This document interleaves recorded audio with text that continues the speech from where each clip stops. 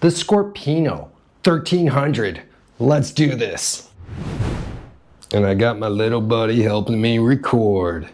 Huh? You my little buddy helping me record? Yeah. Oh, little mini. I love you, Logan, you good boy. Thank you. From the twilight era of Carlo Abarth's Independence, debuting at the Geneva Auto Show in 1968. The car was born from a collaborative effort from the golden age of Italian carrozzeria, Goldschbilden. The initial design did not start in-house at Abarth. Instead, it was based on the Grand Prix Coupe, penned by Giuseppe Rinaldi for Carrozzeria Francis Lombardi. Lombardi's original creation was a striking, low-slung commuter car, and it was powered by a humble rear-mounted Fiat 850. Lombardi, recognizing the immense potential of this razor silhouette and its forever cool electrically operated pop-up headlights. I love those things. This was a perfect canvas for Carlos to come up with an awesome little sports car, a true giant killer, capable of going up against the Lotus Europa, or even maybe the 914. To transform this little beautiful commuter into a true Scorpione, that chassis needed massive overhaul.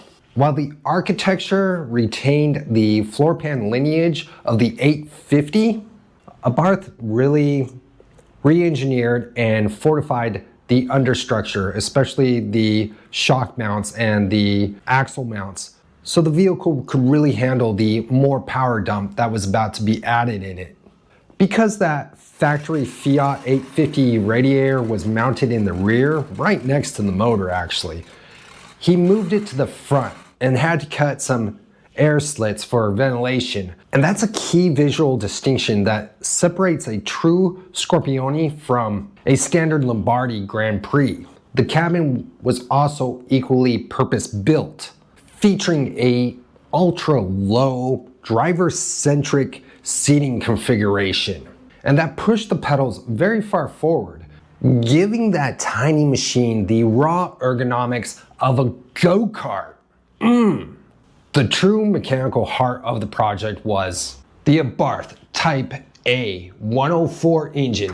Rather than trying to wring more power out of the fragile 850cc block, Abarth said, forget it, and took the robust 5-main bearing pushrod engine from the newly introduced Fiat 124 Berlina passenger car. They extensively modified the engine block, overboring the cylinders and fitting dome high compression pistons. To make the package work in the rear engine configuration, Abarth engineered a special internal gear set to reverse the engine's rotation, ensuring the crankshaft spun counterclockwise while the crankshaft maintained its standard directions. In base standard Scorpione S trim, it was outfitted with a single carburetor.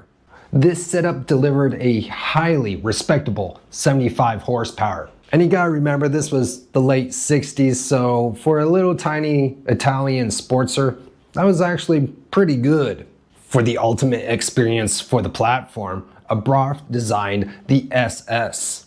This unit, which fewer than 20 models are believed to survive, the SS was a mechanical tour de force, breathing through dual 45 side draft Weber's carburetors to push the output to a screaming 100 horsepower. That's a lot of ponies.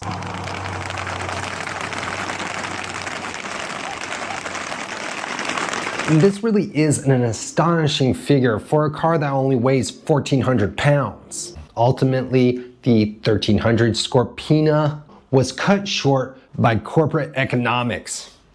Dang, those top dogs, they always take away our fun. Hand-built construction and extensive mechanical upgrades pushed its price to nearly 3 times that of a standard Fiat 850, strictly limiting its buyers to the very uppity folks, you know, those with the money. Total production across both variants reached only about 250 examples between 1968 and 1971.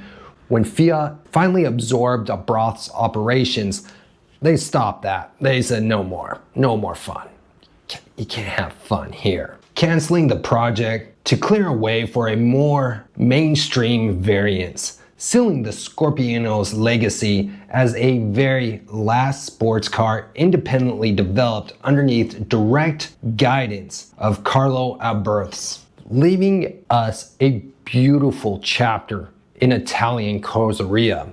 You know, these coach builders, they were gearheads at their heart, pushing their vehicles, seeing what they could do, really gives us some nostalgia for what there ain't today. You know, corporate car guys, look at these modern cars. They ain't no fun. They're big, bloated, a lot of plastic.